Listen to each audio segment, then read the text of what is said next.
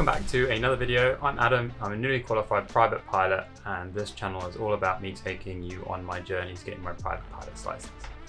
Today we are going through some more circuits again, but this time I'm solo. I did do a couple of circuits with my instructor beforehand just to make sure that I was current and landing safely, and then he got out and I recorded the last two that I did. I hope you enjoy.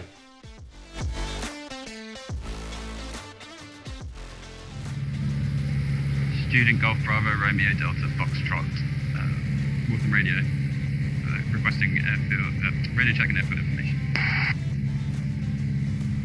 Golf Bravo Romeo Delta Foxtrot, we're using 25 right, left-hand circuit, QNH 1011. It's QNH 1011, 25 right, left-hand circuit, Golf, Student Golf Delta Foxtrot.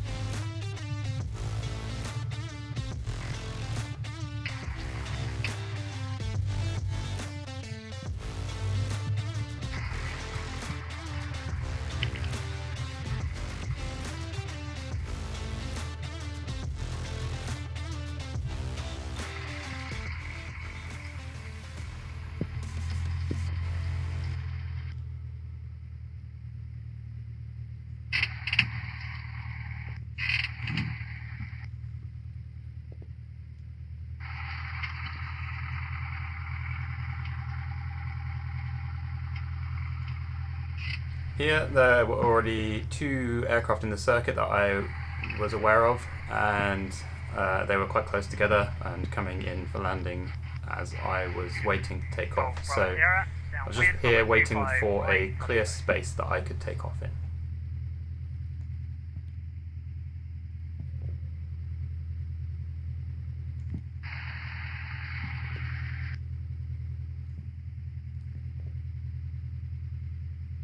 Golf Delta Mike, final 25. Golf Tango, Oscar, Rolling exit.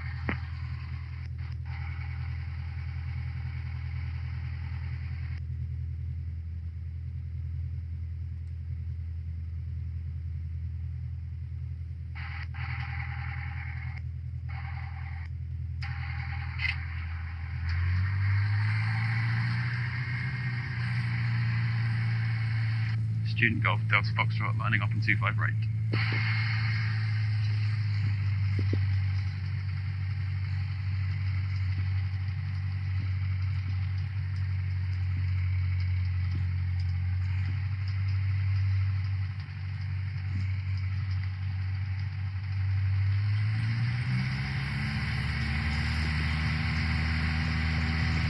As I took off, because of the increased RPM in the engine, that makes more noise, so the squelch, which is part of the radio, that is what blocks the sound, excess noise from entering your microphone. When the squelch setting is off, you will be able to hear the engine through your microphone and also in your own ears, because when you talk you can hear yourself. So that's what happened on takeoff. At this moment I am just trying to adjust that to reduce the noise in my ears, thus allowing me to hear everyone on the radio. No problem. Thanks, man.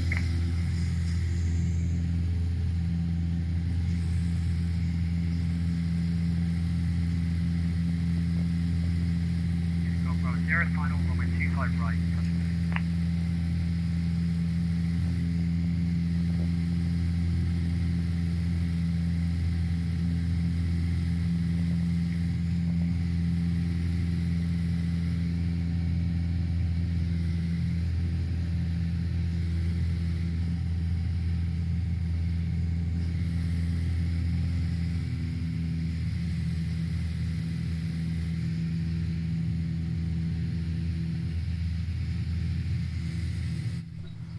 One question that you sometimes get is, can you fly in rain?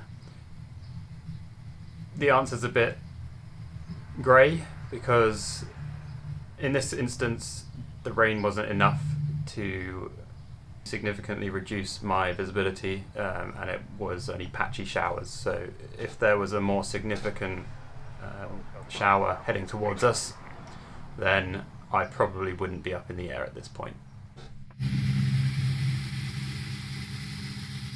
At this point in the circuit, there was, as I mentioned earlier, there was another aircraft in front of me, which meant that I had to slow down a little bit. So I just put the flaps down and was going back to the slow flight portion of my training, just to make sure that I maintained a decent distance between me and the aircraft in front of me, allowing us both to land in succession.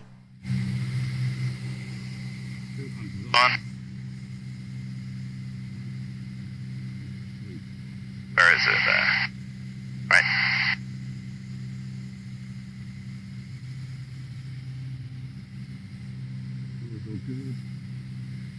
Doors good. Harness is good.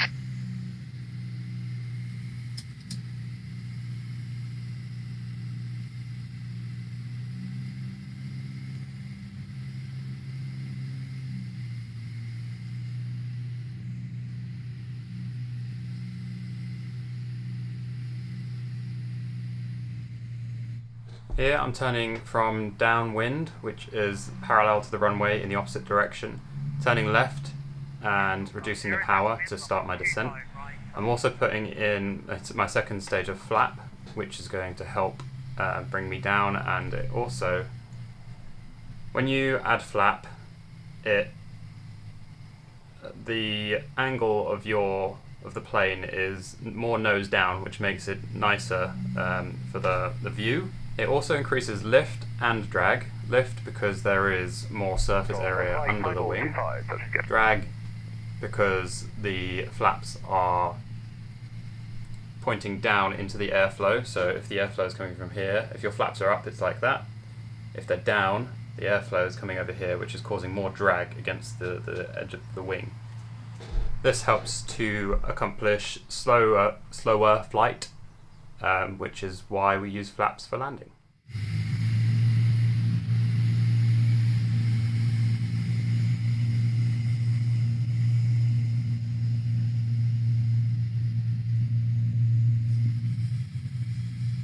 Student Delta Foxtrot, final 25 right.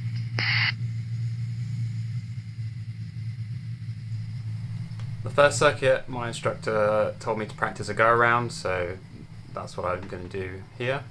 We'll get close to the runway and then we will add full power, reduce one stage of flap, and climb away again onto the next circuit.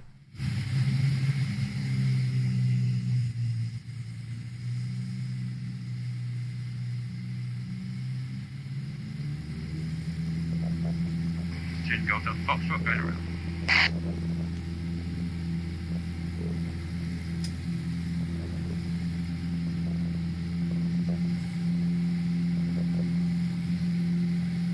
A bit faster, and let's bring it back to about 70 and then 65 over the head. Okay, thanks.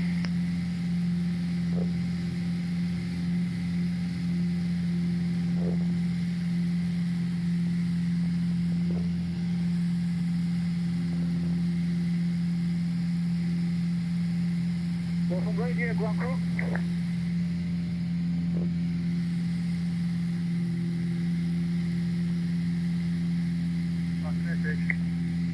Yeah, we're gonna shut the pumps down. Student Golf Bravo Sierra, downwind, runway 25 right, touch and go.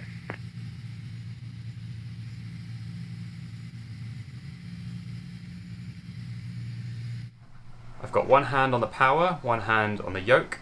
The yoke is for control in all of the surfaces, and the hand on the power is so I can adjust power.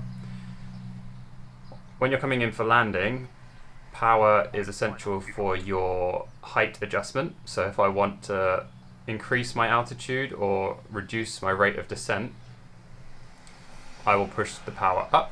If I want to come down a bit more, I'll just bring it back as much as I can. If I'm too high, then we do something called a slip. If we need to increase in airspeed, we'll pitch the nose down. If we need to reduce in airspeed, we'll pitch the nose up. It's a bit counterintuitive because you'd think if I want to go down, I will push the nose down, but that's not how it works. It's you have to think about it differently. Final 25 to land.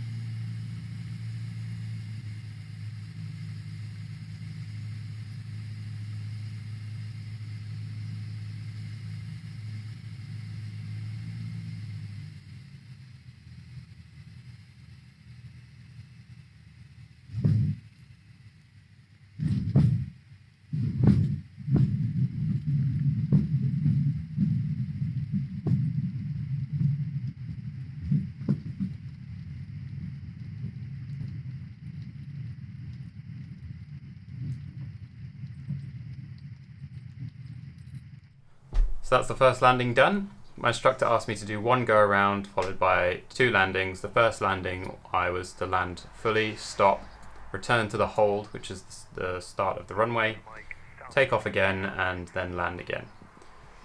The reason for doing this is because doing a touch and go at this stage in my training is probably not a good idea, as this is my second solo flight.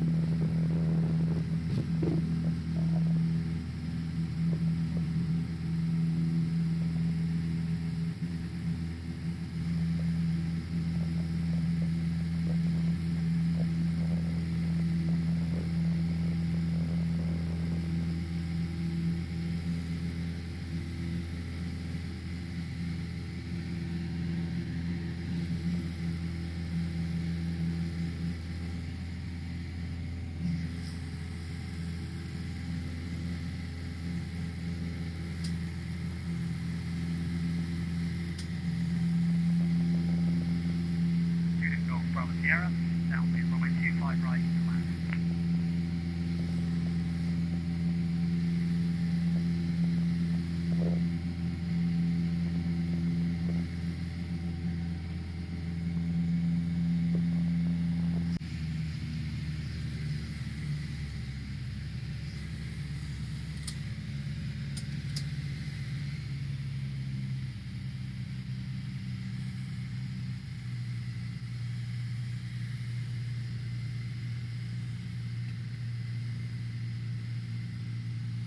Bravo Sierra, runway 25 right to land.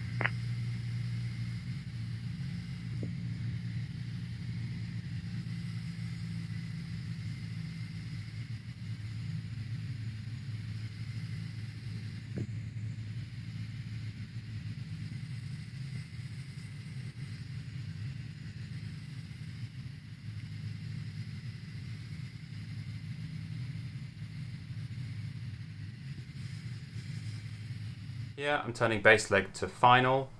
Final is in line with the runway, and this is when we make a call to tell everyone else in the circuit where we are. Student Golf Delta Foxtrot, final 25 right to land. Student Golf Bravo Sierra, runway vacated.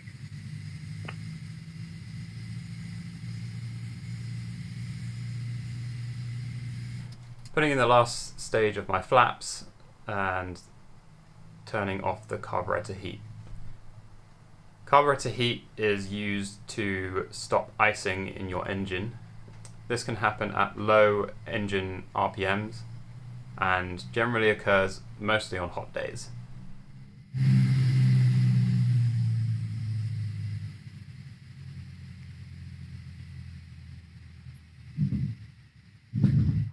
Landing on grass can be a little bit bumpy sometimes, as you can see.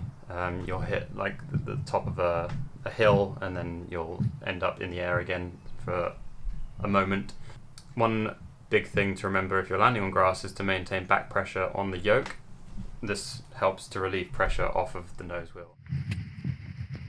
Student Golf Delta Foxtrot, runway vacated.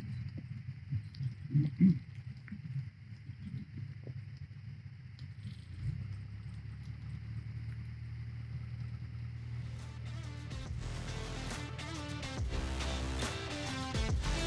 hope you enjoyed the video. If you've got any questions, leave a comment. If you could subscribe and like the video, that would really help me out. And I'll see you next time.